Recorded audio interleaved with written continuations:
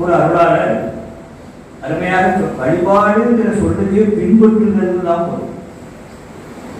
நம்ம உயர்ந்த நெறிமுறைகளை நாம் கை கொள்வதற்கு பேர் தான் என்னது? வழிபடுவது பாடு. படுவது பாடு. அப்போ வழிபடுதல் நாளை பின்பற்றுவது எதுக்காக பின்பற்றணும் அப்படின்னு நமக்கு ஒரு கேள்வி வரும். அப்போ உயிர்களுக்கு தேவை ஆயுள் பெருக்கத்திற்கும் அறிவு விளக்கத்திற்கும் தான் வழிபாடு. நம்ம ஏதோ ஆலயங்களுக்கு கூட்டம் சேர்க்கணும், உண்டியல துட்டு கூடணும் அப்படிங்கிறதுக்காண்டி நம்ம வழிபாடு செய்யல. நம்முடைய ஆயுள் பெருக்கத்திற்கும் அறிவு விளக்க மேலான உண்மைகளை தெரிந்து கொள்வதற்கு தான் சமயங்கள் அந்த காலத்துல ஆலயத்தை பற்றியான உண்மைகளை செய்தார்கள். அப்புறம் அகமுகமாக கண்ட உண்மைகளை புறமுகமாக ஆலயங்களாக வடிவமைத்தார்கள். ஆலயங்கள்னு சொன்னா உள்ளம் பெருங்கோயில், ஊனுடம்பு ஆலயம், வள்ளல் பிரானாருக்கு வாய்ப்பு. இப்போ ஒரு அடிப்படை உண்மை என்ன அப்படின்னா, அகமுகமாக முன்னோர்கள் அருளாளர்கள் நீண்ட நெடிய பல யுகமாக தவம் பண்ணி அவன் கண்ட உண்மைய எதாக நமக்கு வடிவமைச்சு கொடுக்கிறான்? ஆலயமாக. அதுதான் ஆலயங்களுடைய உண்மையாக நமக்கு சொல்லப்படும்.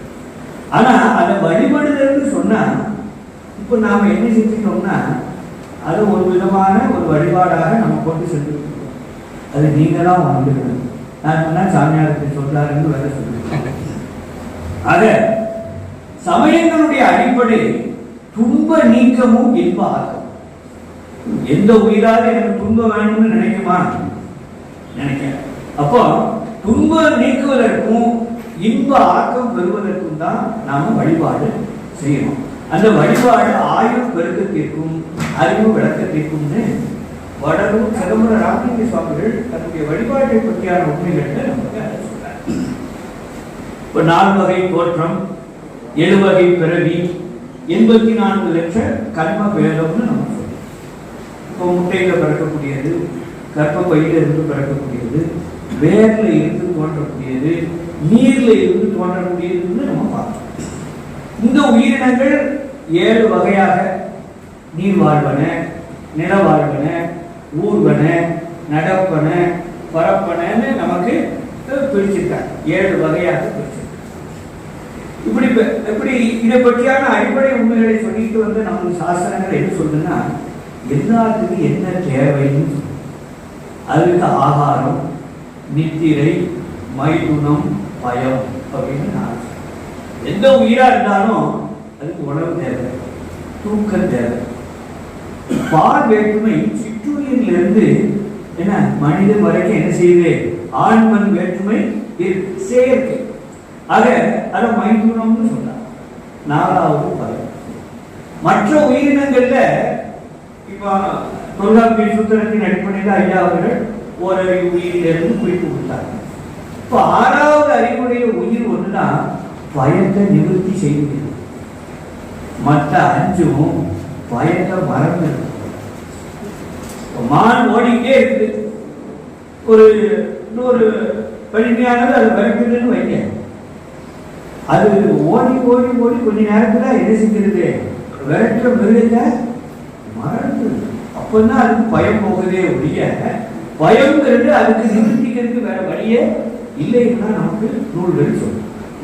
ஆனா மனிதன் ஒருவன் தான் ஒரு துறை சார்ந்த அறிஞர்களை சார்ந்து தன்னுடைய பயத்தை நிவர்த்தி பண்ணிக்கிறான். இப்போ கணக்குல பிரச்சனை வருது, ஆடிட்டர் சார்ந்து நிவர்த்தி பண்ணிக்கிறோம். இப்போ உறவுகள பிரச்சனை வருது, ஒரு வக்கீலை சார்ந்து நிவர்த்தி பண்ணிக்கிறோம். எதை நீக்கிக் கொள்ளக்கூடிய ஒரு பெரிய பாங்கு மனிதர்களுக்கு தான் செலக்ட் பண்றது மனிதனுக்கு தான். இப்போ ஒரு தூக்கணாங்குருவி கூடு கட்டுது, பல யுகமா அதே கூட தான் அது என்ன செஞ்சுக்கிட்டது?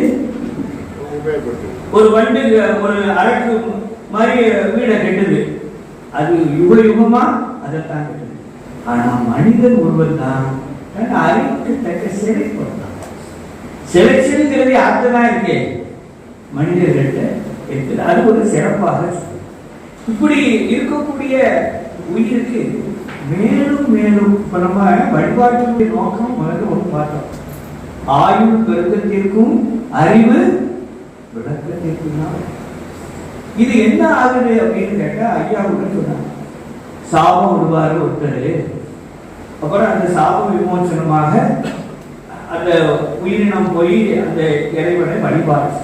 உண்மையிலே நம்ம ஒரு அடிப்படை உண்மையை பார்த்தா நம்முடைய மூலத்தை தான் தேவை. நம்ம அறிய அறிய எது நீங்குது? அறியாமை நீங்குது.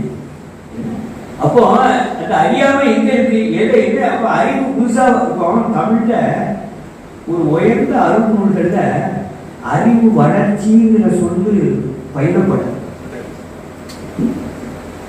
அறிவு விளக்கம்ங்கிற சொல்லுதான் பயிலப்படும். இதை நம்ம புரிந்து வாழணும். எங்கேயாவது கம்பநாட்டு ஆழ்வார், தெய்வ சேக்கிழார், சீவக சிந்தாமணியில் திருத்தக்க தேவர் அறிவு வளர்ச்சிங்கிற சொல்லு எங்கேயாவது நீங்க சொல்லணும். ஒரு இடத்துல அறிவு அப்போ இல்லாத ஒன்று என்ன புதுசா வரல, இருக்கிற ஒன்று விளக்கம் பெறாம இருந்தது, மேலும் மேல என்ன செய்யுது? விளக்கம். ஆக அறிவால்தான் ஆயுள் பெருக்கத்திற்கும் அறிவு விளக்கத்திற்கும் ராமலிங்க சுவாமிகள் தன்னுடைய நூலில் குறிப்பிட்டார். ஒரு வழிபாட்டினுடைய பயன். அப்போ ஒவ்வொரு உயிரும் என்ன செய்யுது அப்படின்னு கேட்டா, தன் மூலத்தை தேடி மூலஸ்தானத்தில் போய் பூசப்பட்டு வழிபாட்டினுடைய நுட்பம் என்ன அப்படின்னா, நம்ம ஹரிசாண்டலா சுத்திக்கிட்டே இருக்குமே ஒழிய மையத்தை பிடிக்க மாட்டோம். நம்ம அருளாளர்கள் மையத்தை நோக்கி நம்மளை செலுத்துறாங்க. இப்ப அப்பர் பெருமான் தன்னுடைய பாடலை சொல்றாங்க. குறிகளும் அடையாளமும் கோலமும் நெறிகளும் அவர் நின்றதோர் நேர்மையும் அரிய ஆயிரம் ஆரணம் ஒதிலும் பொறியிலீர் நூல்கள் மனம் புகாததே. ஓ மனம் அறிவில்லாதவர்களே, உங்க மனம் அதுல போய் ஏன் பற்றவில்லைன்னு கேட்டார். எல்லோருக்கும் சொல்வது இச்செய்தி வராபரமே. யார் கை கொள்ளுதான்? இப்போ கொல்லாமையும் புலார் உண்ணாமையும் தான் இந்த நேயத்தை பெருக்கக்கூடியது. எப்ப நமக்கு நேயம் பெருகணும்னு நம்ம நினைக்கமோ அப்போ பிற உயிரை கொண்டு நீங்களாமான்னு கேட்க.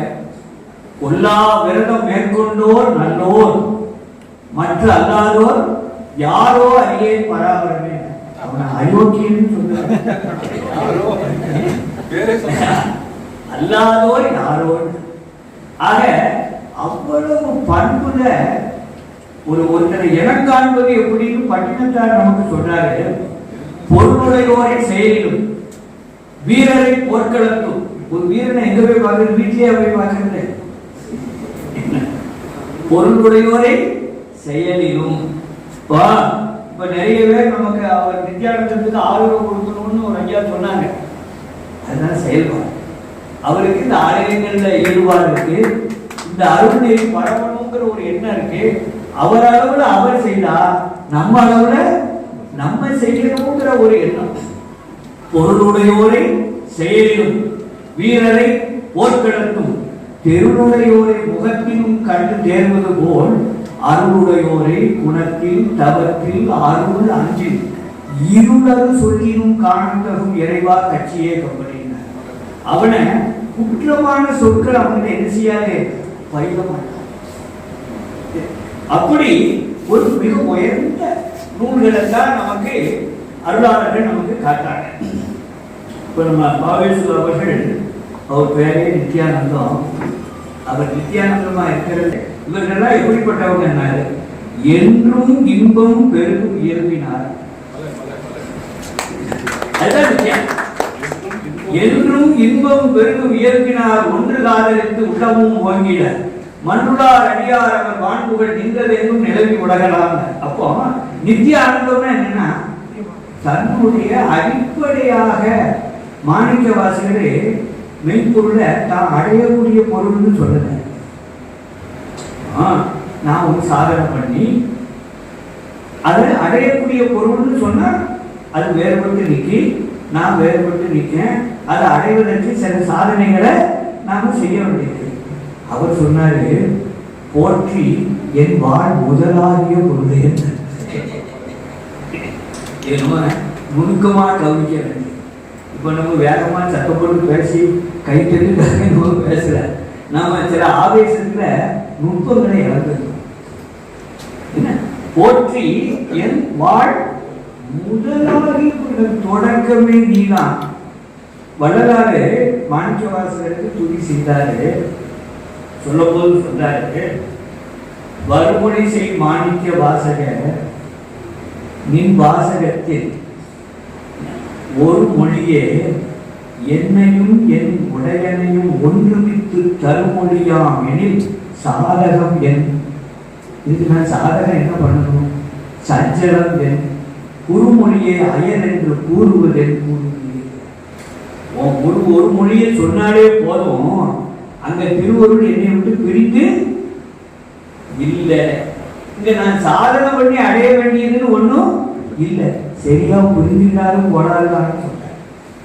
என்ன சாதகம் என், சஞ்சலம் என், குறுமொழியை அயல் என்று கூறுவது என் அப்படின்னு சொல்றார். அந்த வகையில அருளாளர்கள் அகமுகமாக கண்ட உண்மையை புறமுகமாக ஆலயங்களாக வச்சாங்க. அப்போ நமக்கு தெரியுது, இங்க ஆசைதான் இருக்கு. எங்க போனா எது கிடைக்கும்? ஆசை தவறு இல்லை, வரையறை இல்லாத ஆசை நம்மளை எங்க கொண்டு போய். அறம்னா என்ன? நம்ம அறம்னு ஒரு வார்த்தையை பயன்படுத்துறோம். அளவறிந்தால் நெஞ்சில் அறம்போல் நிற்கும், களவறிந்தால் நெஞ்சில் கரவுள். அதோ ஒன்றை இது இத்தகையதுன்னு வரையறுத்து சொல்வதுக்கு பேர் தான் என்னது? அறம். இன்னைக்கு அறம்னா என்ன நினைச்சுன்னா, ஒருத்தருக்கு பசியா இருக்க 4 இட்லி வாங்கி போடுறதுன்னு, அது தானம். இது வரையறை செய்வது. இதுக்கு இதுதான் வரையறை. அறம்ங்கிறதே வரையறை தான்.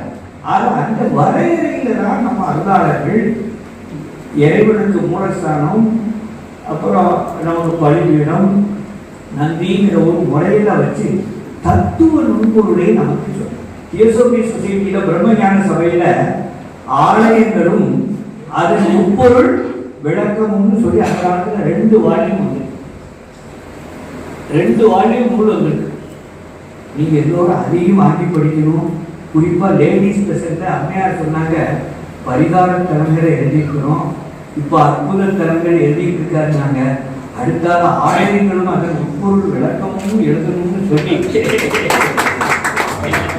வாய்ப்பு நன்றி கூறி